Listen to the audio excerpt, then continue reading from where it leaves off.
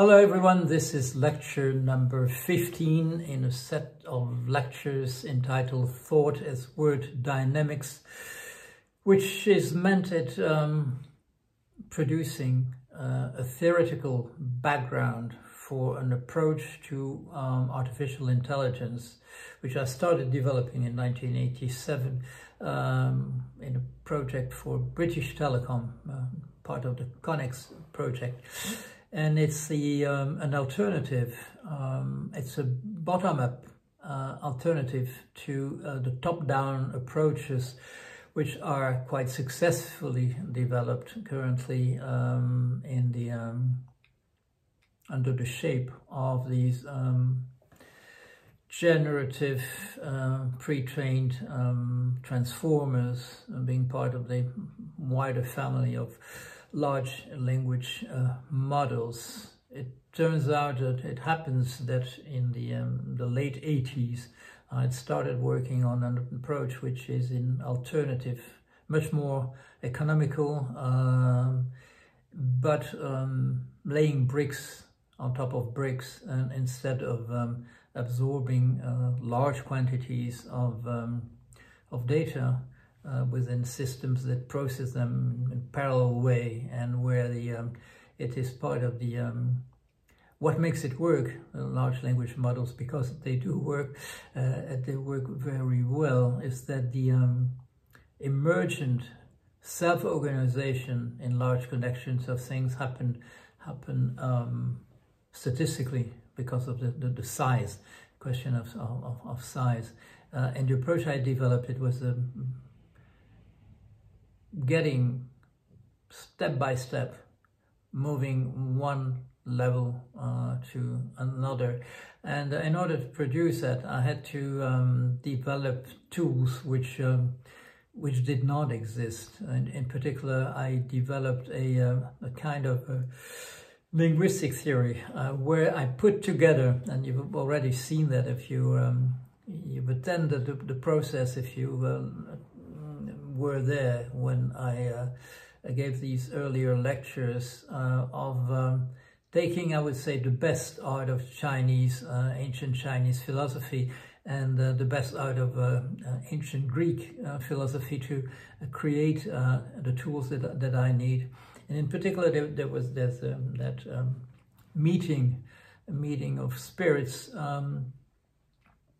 between the categories, what Aristotle in the 4th century BC had developed, an approach where he regarded what he calls categories is essentially a couple of pairs of words, of content words. This idea that meaning only emerges from putting together two words, and that if you say pair, well, yeah, sure, but if you say this pair here in that particular bowl, then you're starting to talk about something. Or even if you're speaking about pairs in generally speaking, as being fruit and so on, then you have some matter for saying that something that you're saying is true or is false. If I say pair, there's no way I could say that this is true or false. That's just a word floating in the air. The 10 categories which Aristotle had developed do constitute actually two groups. One with 9 categories and one with one. And the one which is isolated is the substance, what something is made out, and the rest is things that come on top. A rose, that's something that has a substance. And then there would be in medieval times discussion of, can you talk about things which are abstract, as if they had some material existence. And that led to the famous discussion, which is regarded now as very laughable, but was very essential, how many angels you can put on the pin of a on the top of a pin.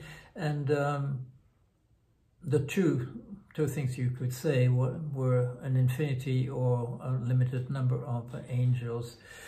according to whether they had any substance or not. If they have substance, they must have some width, and however small they might be, you can only put a limited number of them on the tip of a pin. If they have no substance, whatever, you can put an infinity. But can you speak in that case? In that case, can you speak of something that has no substance or whatever? And that was very consistent within that Aristotelian approach. So the one side substrate, and then all the things you can put on top. You've got violets, and the violets are blue, the violets are fragrant, and so on and so on. And but Aristotle didn't make that difference, that distinction between one of his categories, the substrate, and the others.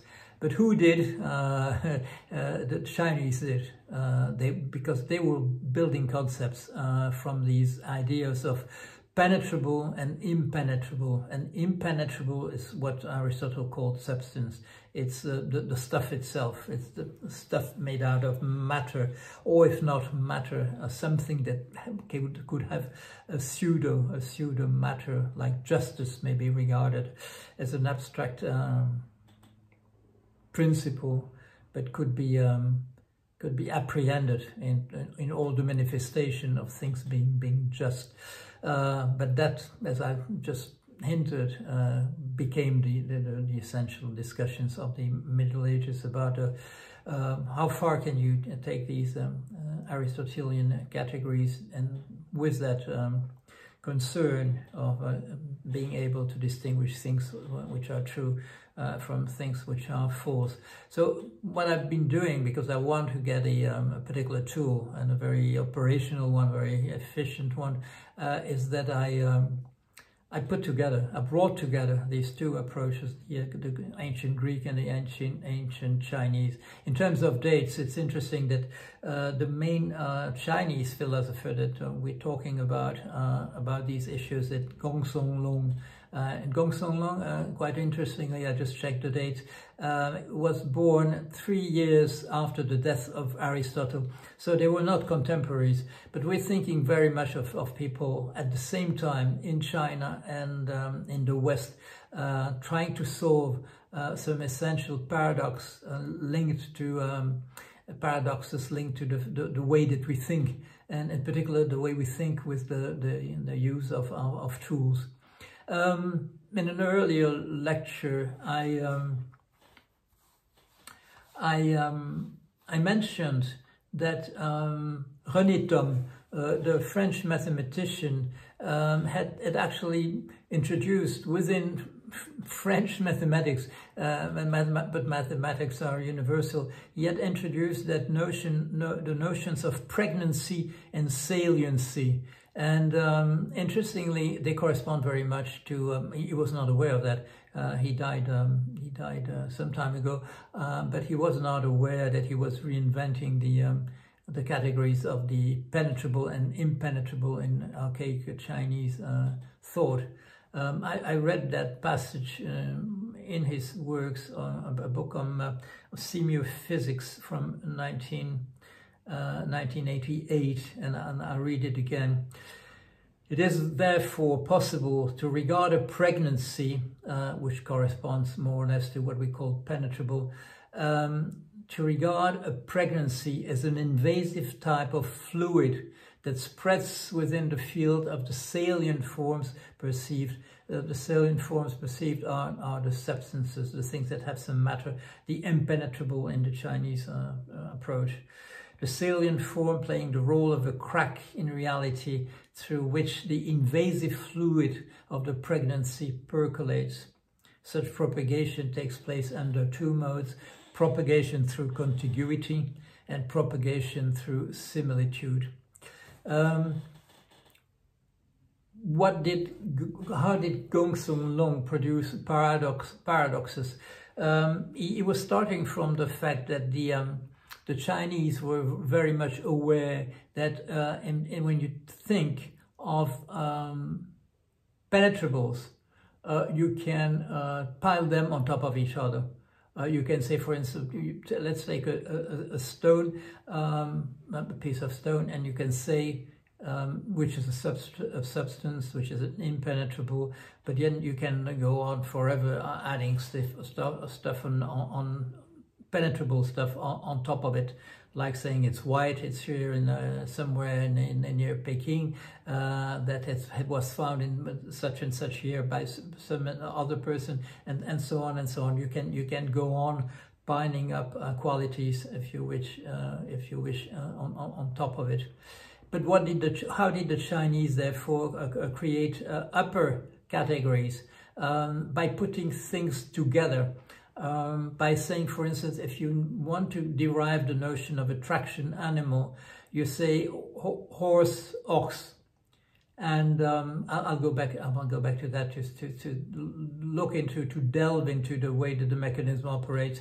That's what I'll be doing today. That was one way of doing. So on one side, you can pile up on top of each other without any difficulty penetrables. And on the other, in the opposite direction, you can take two impenetrables, stick them together, and from that produce a higher up category, like we would say mammals or vertebrates. But we do not say mammals are lions plus cows plus etc. That's not the way we proceed by aggregation. And I'll say a bit more about that. So, my method is relies on the fact of, as I said, bringing the best out of Chinese philosophy and Greek philosophy in order to have a tool that we can use nowadays in order to do a very different task, to realize, achieve a very different task than the one that the old philosophers were trying to achieve, which was essentially to resolve paradoxes, difficulties in the way people approach things. And the main paradox in Chinese thought that was discussed extensively by Gongsun Lun was a white horse is no horse. And at the same time, the paradox is that the Greek philosophers were discussing word of the type. Epimenides is Cretan. He says that all Cretans are liars. What to think then about the Cretans, knowing that Epimenides himself is a Cretan? He lies, therefore, when he says that they do lie. It's probably that's not true, and they do not lie. But then, and so on and so on. These are the paradoxes at the same time in the Greek philosophy. Now I go back to the text of my chapter. Gongsun Lun's paradox, that white horse is no horse, is a consequence of trying to compose higher level concepts through combining penetrable with impenetrable. So it was regarded as possible to put penetrable plus penetrable without any difficulty, and if you put impenetrable plus impenetrable, you could create a higher order category, like traction animal, or saying water mountain. You create a higher up concept of nature. What Gongsun Lun did, say, I'm going to create a higher up concept by adding a penetrable plus an impenetrable. When I say that, I need to mention that that's not the way that the current thinkers have approached that issue. That's the way that's my interpretation.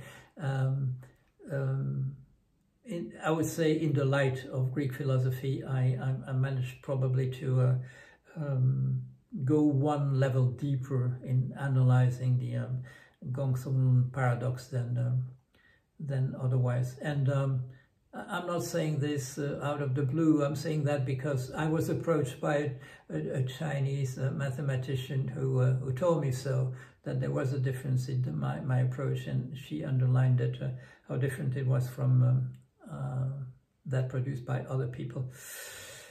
Gongsun-Lung's paradox, that white horse is no horse, is a consequence of trying to compose higher level concepts through combining penetrable with impenetrable.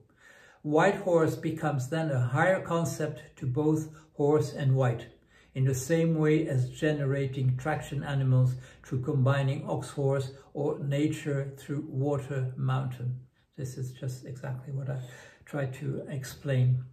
Such is precisely the only valid intersection in extended labels, since they exclude one another at the level of exemplars being in individual cases, but operate above the level of concrete individuals. So producing what we call categories now, which is not in the same usage of the word as when Aristotle used the word of categories, which is just two ways of combining two words together, one saying something of the other, like it has a B or A is a B.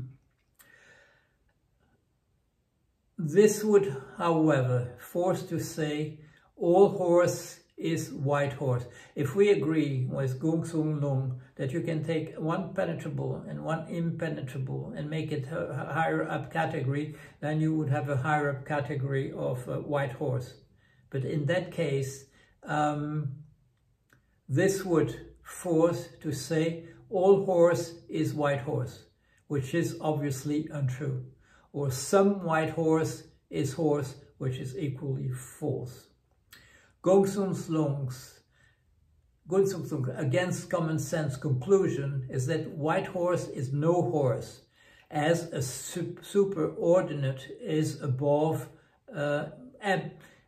white horse is no horse, as superordinate it is above the horse, whereas common sense says horse is above and white horse is a kind of horse. Okay, we take the category of horse, and we say the white horse is one particular type of horse, because there are other horses with other hides, other colors of their hide. In this paradoxical structure, white horse is a more generic kind of horse, having abstracted the abstract properties of whiteness and the material properties of individual horseness. So, individual horses are exemplars of white horses, and there are other kinds of white horse than horse, so horse is no white horse, right? This is not what I say. This is the way I try to summarize, sum up in an appropriate way what Gongsun-Lung was saying. But in an Aristotelian perspective, the penetrable white applied to the impenetrable horse is an accidental property of an exemplar of a horse. It is accidental, an accidental property in terms of Aristotle to say that a horse is white. I combine the penetrable, impenetrable with the notions in Aristotle in a way that he did not, because he did not use that concept of penetrable versus impenetrable. Gongsun-Lung sidesteps a full discussion of the color issue and the implications of yellow horse as opposed to white horse being impenetrable as individuals. As far as horse as opposed to horse intersection, there is just horseness, no exclusivity. If I take horse and horse, the intersection of the two categories in using set theory concepts, what overlaps from horse with horse is horseness. That's the only thing they have in common, two horses. What they have in common is horseness. If I say that there are two higher up categories of white horses and yellow horses, and I try to find what is common to the two, what is common is horseness, okay? That goes without saying. Graham, who's one of the commentators, the Western commentators, I've mentioned him before, translated and discussed the issue inadequately, in my view, as being an opposition between the part and the whole. I don't think it's a part or whole discussion. His pupil, Chad Hansen, that did a much better job. He notes that every substantive is used in partitive usage, like when we say grain as opposed to the grain, with the implication of bulkiness.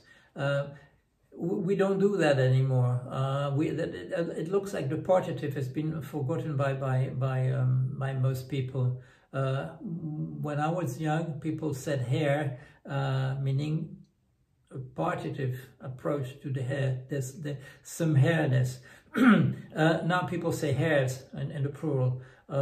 People would say, in my time, they would say fish, and fish would be the that approach in terms of bulk. Now people say fishes. It looks like that particular way of saying. When we say grain, meaning some quantity of grain, without putting the eye on the particular individual pieces that compose a grain. Chad Hansen notes that every substantive is used in partitive usage, grain rather than the grain, with implication of bulkiness. He means in Chinese, in particular in the way that Kong Sung Lun was approaching the Chinese language. To refer to white horse, you say some white horseness.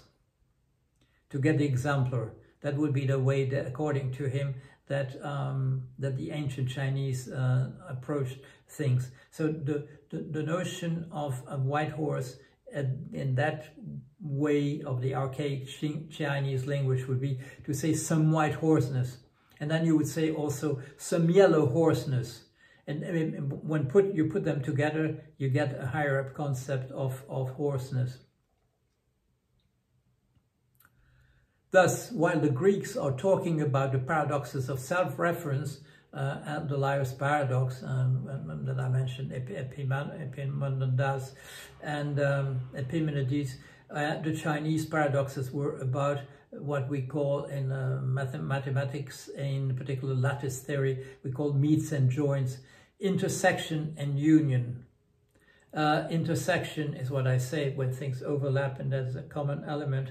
Union is when you take them all. If I say ox horse, then I put all the oxen and all the horses together, and I get a wider category. That's what we call union. If we take oxen and horses, and I'm thinking about a quality they have that quality of being traction animals. That's something they have in common. That is the intersection between them. In Chinese archaic thought, the character used to represent the stuff is regarded as being part of it, in the same way as any other of, we would say, its essential properties. And that's different also. This is probably due historically to the fact that the ancient Greek were surrounded by other people who were speaking different tongues, other languages. They knew that there was some kind of arbitrariness in the way that you put labels on things. They knew that the Persians would use another word for looking at this, something that the Greek give a particular name, the Persians would give a different name. The Chinese didn't have that notion of foreigners that would speak different languages, and therefore for them it is what was much easier to think that the word itself and the character, the sign we use to depict it, were part of the very essence of the thing itself.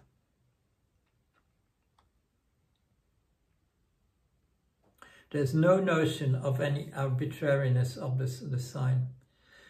Instead of creating ever higher level concepts through extending the generality of lower level ones by restricting their essential properties to those common to these labels below them in the hierarchy, while in the reverse direction, exemplars are able to accumulate the essential properties of labels higher up. The Chinese created higher-up levels through the aggregation of exemplars, resorting to what we would call today an extensional strategy rather than an intentional one. Instead of acting on the semantics through grouping of essential properties, garnering the intention or essence, the Chinese method acts on the correlating of exemplars, which remain therefore numerable, thus measuring the extension. There are two approaches. You define the concept and you say that all the things are what falls under the concept. Or you put all the things together. You put all the horses at the same place and you say horseness is that. That's what they have in common. You start from, you come down from the concept to the exemplars, or you put all the examples together and you make emerge out of the collection of exemplars the concept itself. These are the two different approaches, and we still think in modern logic, Western logic, in terms of using these terms. Either you concentrate on the concept or you put all the things together. This is essential to set theory also apart from logic. Through defining, say, a concept of traction animals by the juxtaposition of ox-horse, the Chinese, instead of abstracting the essence of traction animalness, the shared part of the properties belonging to ox, horse, buffalo, etc., the Chinese create a larger class through the simple addition of all ox to all horse, meaning using implicitly that notion of union as we understand it currently. At about the same time as Aristotle, Chinese thought illustrates a different principle, a preference for rich symbols that generate a practically endless array of possible affinities whose intersections as abstractions, starting from the idea of 10,000 abstract swords or essences encoded in the Chinese characters, are made to play the role of abstract definitions. And here I'm referring to a text by the sinologue Marcel Granet, a famous text from 1934. He was one of the first in Western mind tried to get it really to the core of what is making that Chinese approach so different from the Western. You could do the same in reverse, of course. Start from the Chinese type of approach and try to understand how the notions of Western philosophy emerged.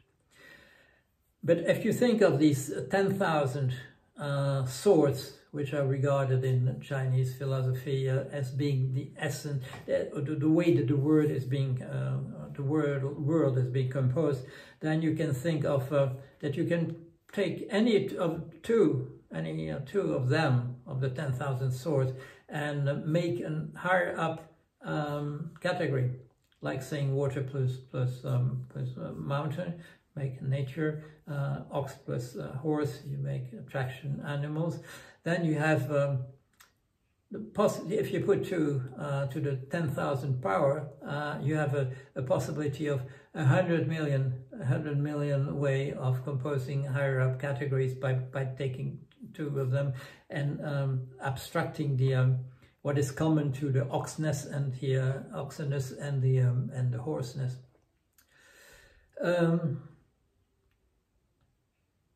Selection among those possibilities for intersection, to the 100 million, was not based on the notion of natural domains organized as taxonomies such as genera and species, but on intersections of implicit labels.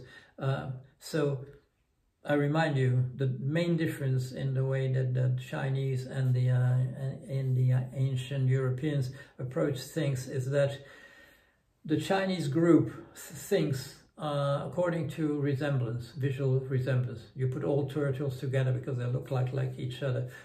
We do that, the Chinese do that. But when you go to the higher up classification, when you try to produce a hierarchy, the Western philosophy goes on with resemblance. If you look at what you call mammals, mammals look more like each other than reptiles, right? That's the way you do. You take felines plus canines and so on, and you have a category of mammals because they feed their young with milk, but they still look in one way similar to each other, if only because they have these tits that make it possible for them to feed their young, and what the reptiles don't have. The Chinese have that possibility, theoretical possibility, because of 10,000, the idea of 10,000 concepts, basic concepts, to put them together by pairs and then create possibly 100 million categories according to common hoarseness and things and love like that, or being some way or other, this way or other. That is something that Granet had drawn the attention to. Selection among those possibilities for intersection, these 100 million, was not based on the notion of natural domains like we do, like being mammals or vertebrates and so on, that we organize as taxonomies, using these notion of species, then genera, etc. But it was based on intersections of implicit labels, example, or source animals of traction, playing off against a second principle, visual and aesthetic properties of elements in the character set itself, used as principle of combinatoric creativity, meaning you can actually look at the character that's been drawn because it's part of the nature of the thing itself, and you have further information of what it is. If you want to understand snakeness better in Chinese, you can look at the character used for snake, and you have further elements. Although in the, of course, in the Western type of approach of thinking, you would say, well, the character has been drawn by using the animal and to some way represent it, right, from the animal itself into the character used to represent it. Chinese don't have that view, or ancient Chinese. The character is something which was given at the same time as the snakes were made, the character was made, and therefore you have additional information by looking at it. Number 3, oppositional pairs based on harmonies related to yin-yang, female, male, etc. The remnants of what we call totemism, and when we see it in other cultures which are kin to the ancient Chinese type of approach of things.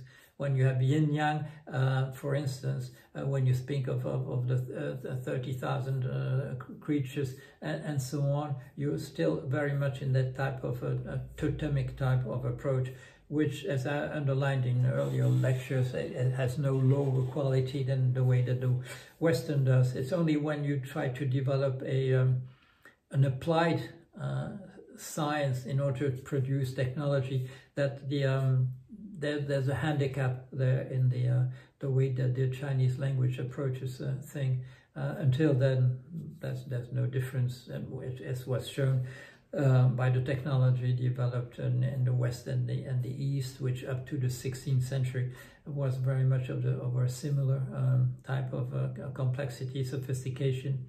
In particular, since the West had borrowed quite a bit from Chinese inventions which were not known, like paper, pasta, the rudder of the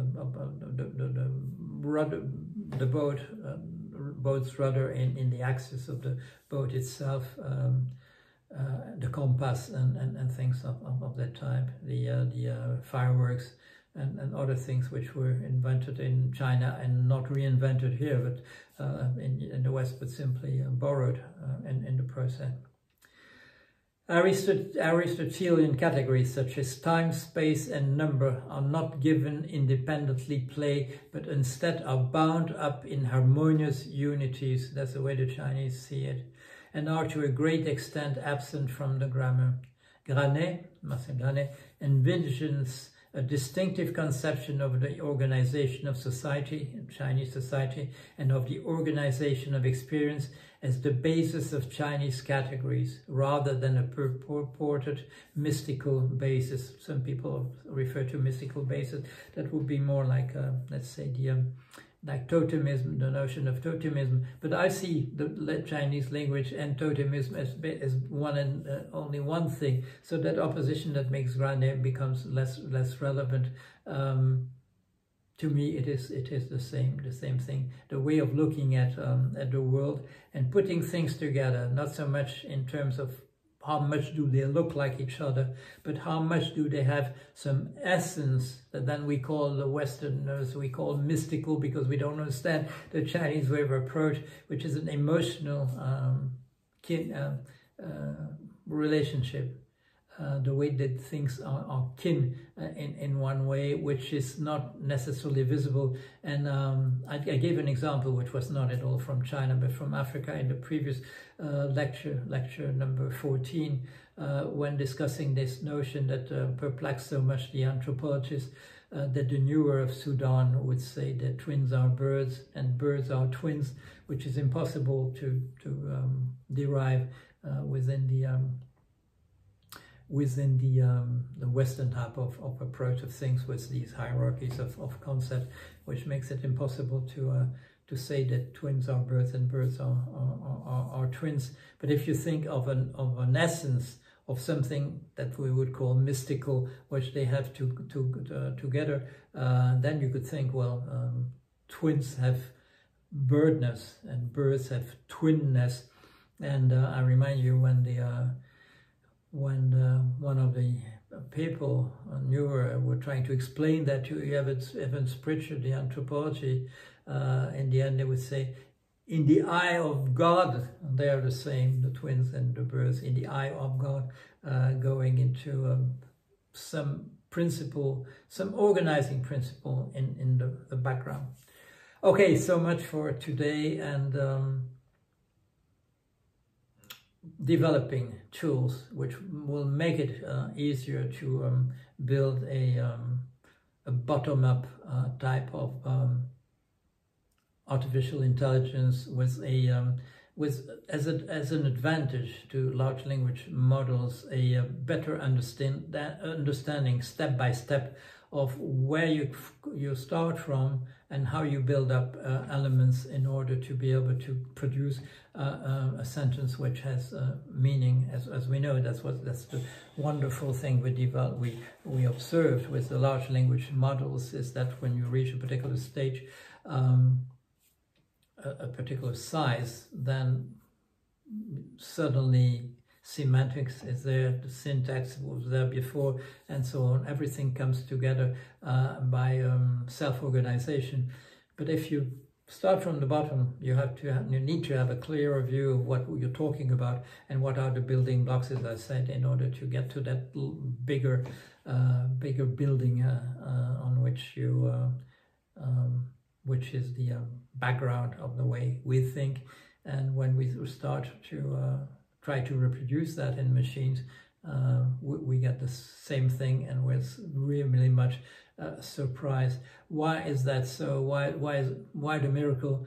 Because we put so much knowledge in the way we have devised over the centuries languages which capture the world in one particular way, and different cultures have captured the world in different ways, and that's why it's so interesting to try to, as I said, get the best out of the two approaches in order to have one particular a tool which is more qualities than if you use only the tools that within Western linguistics have been producing, or if you wish, trying to build a whole system and from the archaic Chinese type of approach.